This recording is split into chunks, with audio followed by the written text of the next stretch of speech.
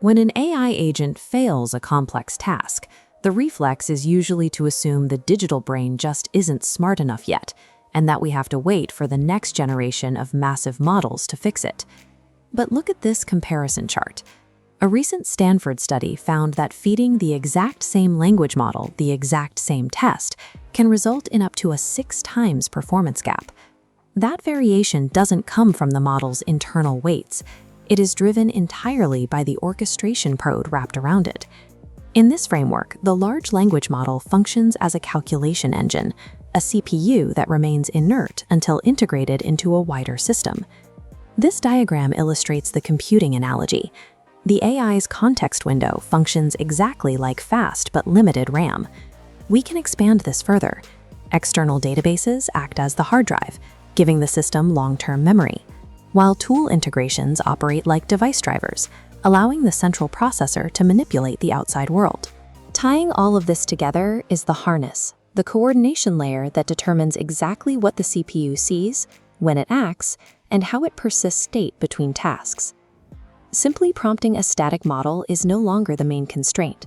If you want a capable autonomous system, the primary engineering challenge is building the environment that the model lives inside. Look at how this environment actually operates when it receives a complex user request in production. This is a technical diagram showing the foundational loop of an autonomous agent.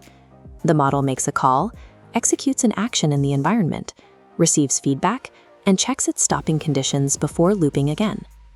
However, this continuous cycle rarely relies on the massive parent model attempting to solve the entire problem in one monolithic pass. In practice, roughly 90% of all computational power flows through the lower layers, delegated to smaller, specialized child agents rather than the main parent model. The harness functions as an orchestration pattern, not a reasoning pattern.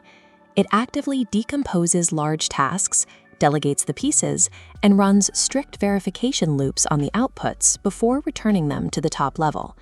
The raw intelligence of the parent model is secondary to how efficiently the harness divides the labor, conquers the subtasks, and verifies the results. Since the harness drives so much of the overall performance, developers need a way to figure out which orchestration patterns actually succeed. The reality of mature harness engineering often runs counter to our intuition. Building a better agent is a craft of subtraction, where developers prioritize removing components over adding them. Restricting an agent's options, a concept called discipline narrowing, consistently beats giving the model broad, unconstrained search capabilities. Look at this ablation study data. Adding extra verifiers and multi-candidate searches to the system actively hurt the agent, dropping overall success scores by up to 8.4 points. To find the optimal narrowed setup, engineering teams isolate components by separating the harness into 3 distinct layers. This allows for clean, controlled experiments.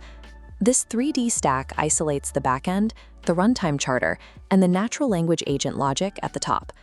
By cleanly swapping that top layer to natural language, required LLM calls collapsed from 1,200 to just 34, and success jumped from 30 to 47%. The most effective harnesses don't maximize an AI's freedom.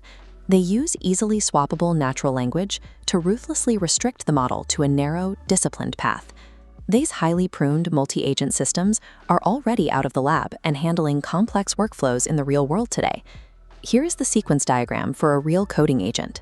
It tracks the flow from the initial human query down through the interface to search files, write code, and iterate in a loop until the tests pass.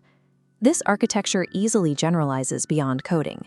It powers IT dashboards that resolve escalating support tickets and digital planners that independently book multi-step travel itineraries.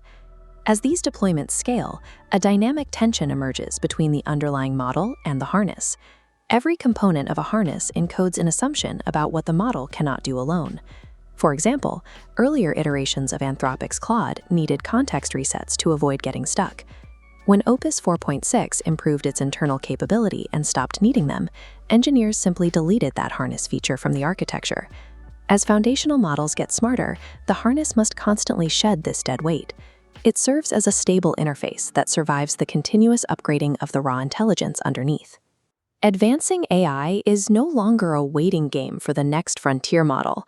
The model itself is temporary, but the harness you build around it is permanent.